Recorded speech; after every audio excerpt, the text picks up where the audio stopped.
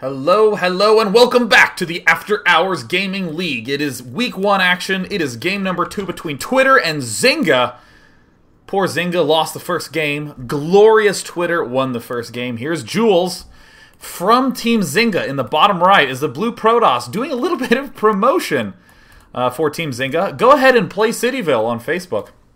And keep in mind, though, that this application is based upon microtransactions, Starcraft 2 is not. That means that Zynga cannot use their traditional method of micro-winning.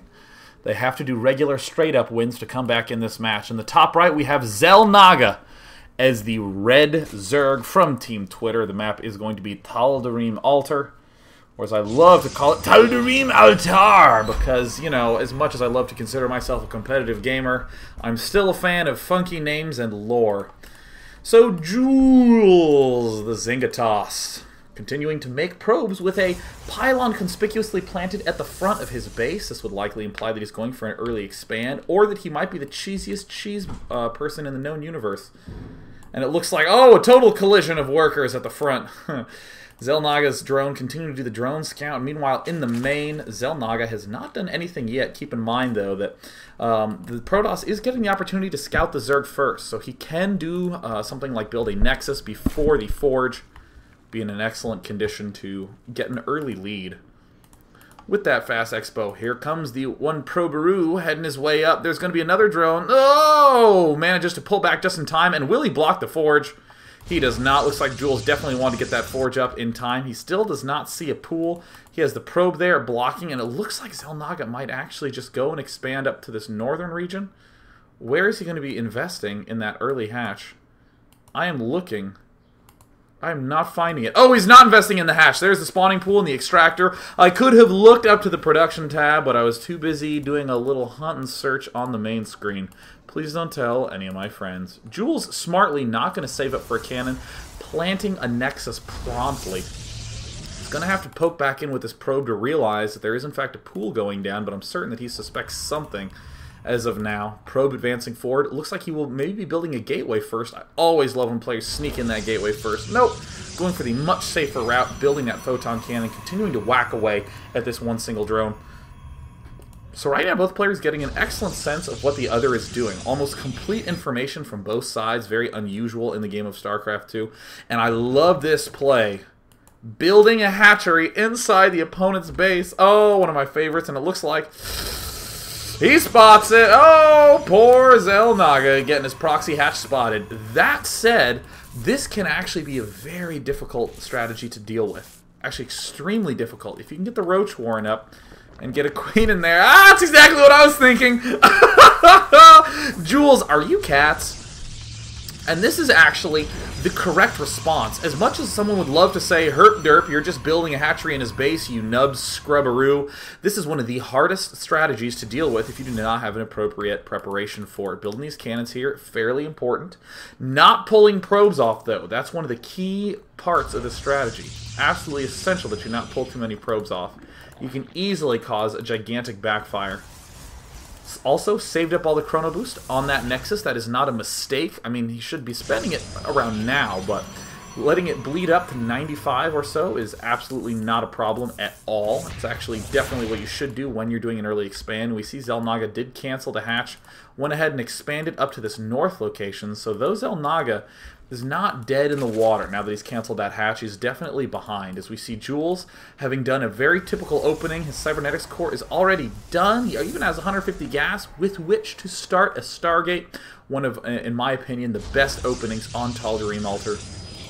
Has not yet done anything, though. So we'll see if Jules will end up transitioning to the usual Sentry Warp Gate style. Has essentially walled in a sentry. If it pops out, he'd actually have to have that wander around this backside. And it looks like he's going to go ahead and do the cancel on that and build a cannon, completing his own wall in. Still no big tech deviations coming in for the Protoss player. In the meantime, we do see Zelnaga is getting more drones, getting the Zergling speed. He has the Roach Warren, but it's not really used it. Instead, just favoring powering up. Going to be getting that expansion up in just a moment. And right now, Zelnaga, the Twitter Zerg, will tweet, desperately need extra base, hashtag frown. Jules now scouting on in. Going to see the expansion at the top. Ooh, that's going to be really big. At this point, Jules is going to be delighted to know that he has spotted this expansion, can easily do a 4 or 5 warp gate push and get an almost guaranteed win on that hatch kill. And in fact, he might be so excited about it that he could tell all his friends about it via Facebook. So there we see Jules now building that extra pylon, still saving up some of that energy, should definitely begin burning that on Warp Gate or perhaps extra gateways. And oh, interestingly, getting the very fast 3rd and 4th geysers.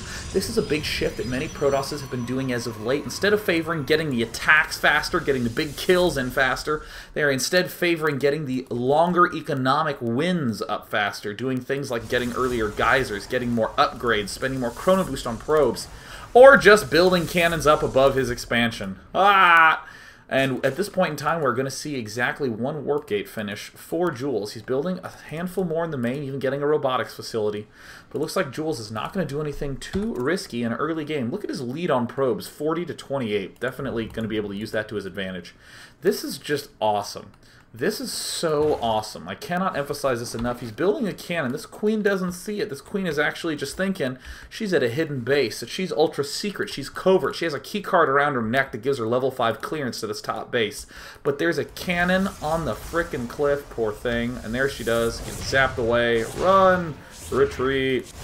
We do see Jules now finishing up his 2 gateways in his main, chrono boosting away on that plus ground attack. And with these 3 gateways finishing, now Jules can suddenly begin warping in onto the low ground. We see a couple of roaches getting produced. The natural expansion finally finishing up for Xel'Naga.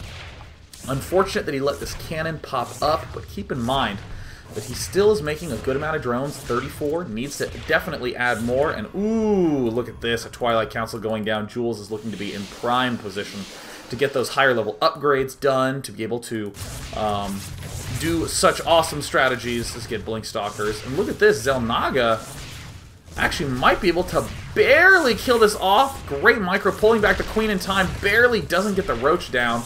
But Xel'Naga, with a minimal effort, will be able to take out this cannon, but Jules morphs in the Stalkers. Oh no, oh, that could be so tragic. More roaches do pop out though, and Xel'Naga is actually might even get some free Stalkers. Ooh, Jules! Jules! Looking to be in a rough spot. More Stalkers advancing forward. Will he lose any? Jules so dancing on the fringe. Ooh, very nice picking off that Spine Crawler. That can be very helpful for future DT plays. In the meantime, though, Jules continuing to get himself a plus armor upgrade. In Camp Xel'Naga, we see just drones have been made. No upgrades for the Roach, as he is still at hatchery tech. We see a layer getting morphed, and another Spine Crawler going down, but Xel'Naga is a little bit in shambles in terms of his basic plan. Has a little bit of disorganization. One of the drones went to the wrong extractor, 4 in this one, 2 in this one. Oh, that's so terrible for Xel'Naga. Ah! I less mean this as in, oh, Xel'Naga, you dunce, what are you doing with 2 in there? But more as in, I'm voicing my personal pain of having rewatched a replay going, I just didn't seem to have enough gas, and it turns out that's why I didn't have enough gas. I feel your pain, Xel'Naga, I really do. Xel'Naga now, having a couple of idle workers, still needs to just sort of re-establish calm control over all those bases. Now getting extra roaches up. We see the +1 almost done. Killing off one of his own warp gates. We do also see that there is an Immortal popping out and a lot more gateways getting added on. Templar Archives going down. Second Cybernetics Core going down. Well, he killed the wrong building. Generally, players kill off their own Cybernetics Core and keep the gateways up so they can maintain maximum production while simultaneously rebuilding a previous Cybernetics Core. But it looks like he's just going to have 2 cores now.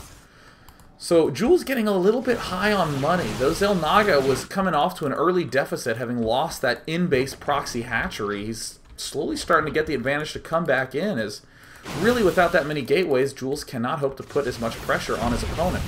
You see Jules' money getting quite high. There's the 2 pylons going down right now. Probe advancing forward. Stalkers getting continually warped in. 12 Stalkers and 1 Immortal versus the 11 Roaches from Xel'Naga. And one thing that Jules has been doing an amazing job of is constant probe production. Look at that, 65 probes up. Roaches are going to advance forward, pick off these Stalkers, but they do not have that speed upgrade even started yet. Zerglings do have speed. Observer in the main will get picked off by the Overseer.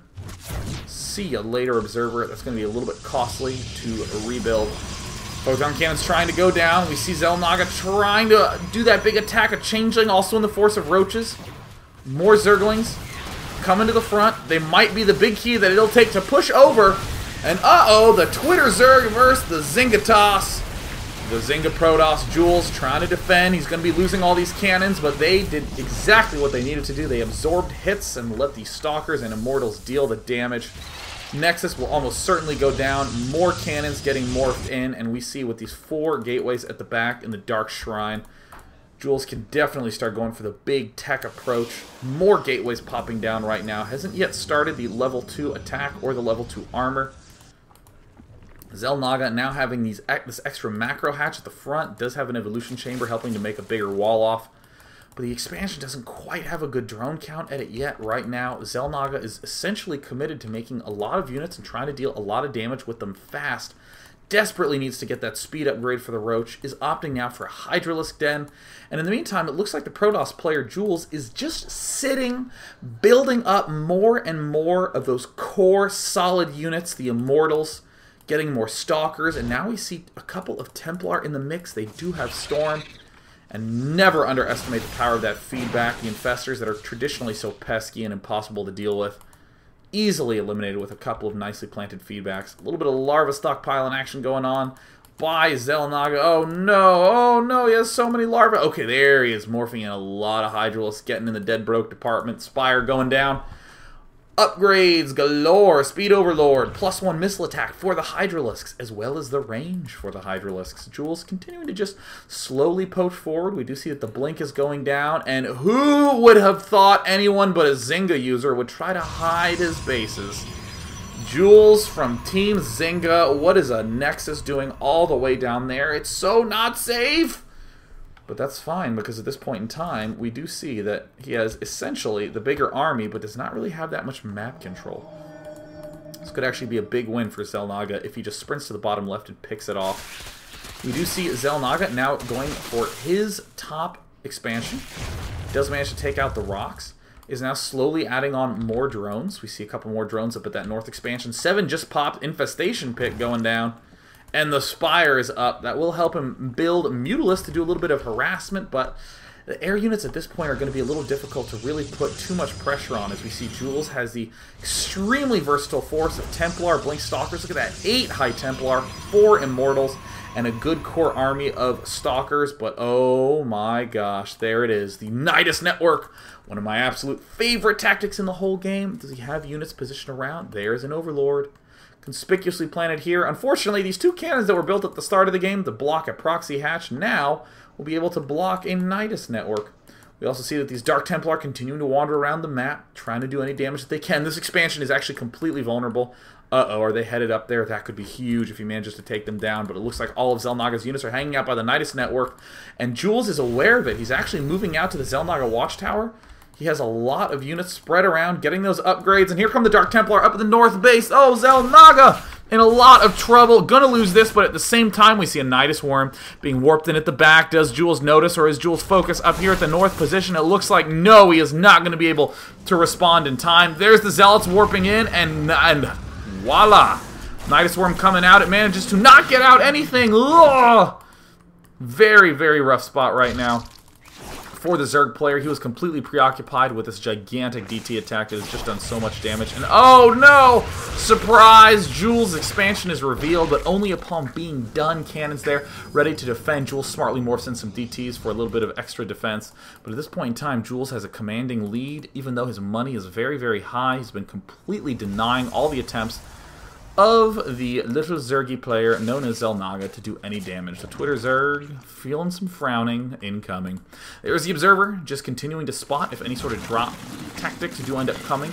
This Zergling could actually be a great spot for a Nidus network right there to do some big aggression. We see that the Zealot leg speed, +2 armor, +3 attack, all incoming very, very soon. Zealot leg upgrade, great for making those Zealots that are ordinarily not so strong, incredibly useful in the late game. And oh, will the DTs strike again? Xel'Naga getting caught out of position again, not quite prepared. Looks like he wants to go for another Nidus network attack, and there it is, the Zergling at the right side does manage to have that spot available, and here come the DTs rolling right on in. And at the same time, the DTs begin to rip apart this north expansion. Suddenly, Xel'Naga is essentially committed to winning on 2 bases. And there he is moving in some great storms by Jules. Oh, gosh. Oh, no. Rallied right into the storms, and the Zealots perfectly positioned. Xel'Naga has to retreat, and look at that unit's loss tab. Oh, my. Gross. Gross. Ew. It's about 4 times as many units lost. Yuck. Ugh, Jules. Looking good. Twitter representing. Lost a Dark Templar, not a big deal. He also found 4 additional chickens for his farm. We see Xel'Naga now swinging over to the left side with these Overlords. Does he have drop tech? He does not. So he's just going to be doing a little bit of spotting action with them. And Xel'Naga is basically out of options. So it looks like the response from Jules is going to be to add a bunch of Stargates. This is a very smart play by Jules. All he really would worry about is some sort of 2-base crazy Broodlord push. He can begin immediately getting Void Rays. At the same time, though, if Jules really wants to be awesome, he can begin getting Motherships and Carriers. One time. I'm crossing my fingers one time for you, Jules. Expansion's going up now rather safely. Jules, the Zynga having pylons playing around the map. Doing a great job of utilizing them to just do these Dark Templar forays into the opponent's base. Spore Spine going down for Xel'Naga, and as we see, has to commit a lot of units there to defense until the Spore and Spine is done. And there we see all the Stargates now wrapping up. We can also see a 3rd Forge at the back. Again, won't really be able to do too much. There's the upgrading going on for the plus shields. We see at the 2nd Cybernetics Core, well, actually, both these Cybernetics Core could do quite a lot for the plus upgrades for air. And look, there it is. Carriers actually getting constructed. A Mothership. Mothership, one of the awesomest units in the game. Jules continuing to expand, utilizing the fact that Xel'Naga is so committed to defense at this point in time that he cannot do much. And I honestly think that this is a brilliant set of decisions going on by Jules in a best of 5 logic. Keep in mind, right now, Twitter is up 1-0. Zynga down 0-1. By making this game stretch out so long, can be quite a psychological blow to Team Twitter to watch their teammates struggle and struggle and struggle for a full 25-minute game when the Protoss has essentially already secured a victory with all these expansions going down right now. So I really, really like this play a lot by the Protoss, just making sure he gets a guaranteed win in a little bit longer of a game than is necessary. Building these carriers is going to be a great guarantee to just hammer that nail into the coffin, to put that cherry on top of the cake, to dollop that 3rd bit of fruit onto the pink berry frozen yogurt, completing the order. Xel'Naga right now, trying to set up some sort of a Xel'Naga network. Yes, a Nidus network from Xel'Naga, trying to do some sort of additional damage, but as we can see again in that unit's loss tab, it's looking very grim. I mean, cannons just ringing everything. These Dark Templar patrol positions are so smart. And the carrier's now popping out for Jules, and there he is, spamming the I button, getting as many of those interceptors as he can so please himself with. And here comes a Mothership. Get ready for the lag. Get ready for it. As I move the screen, there's the lagged complete screen glitch, letting Xel'Naga know. Is something incoming? Oh, looks like a DT drop. Did manage to pick off that Spire. Spire now having to get rebuilt by Jules. Jules now moving out with a gigantic deadly force. This is going to be nearly impossible for the Zerg to be able to defeat. An absolutely brilliant guaranteed death blow by the Protoss player. Hydros and Roach is trying to regroup, trying to get into a good spot. The Observer is going to walk forward. It's going to lulls. It sees a Queen trying to spread the creep, and right now the poor Zerg player has no vision of this gigantic army that's going to be coming in. And when he sees the ripple, he's going to realize there's a Mothership there. And there it is, Xel'Naga. Does he have the detection? Well, he does have 2 Overseers, but the damage output on those carriers is huge. And there's the Storm going down. The feedbacks on both of the Overseers. Brilliant last final attack, and the good game brings the series to 1-1. The Zynga successfully securing a Zynga win. Let's see if they can do it in game number 3, or whether Twitter will be able to continue their trend of always being at least ahead.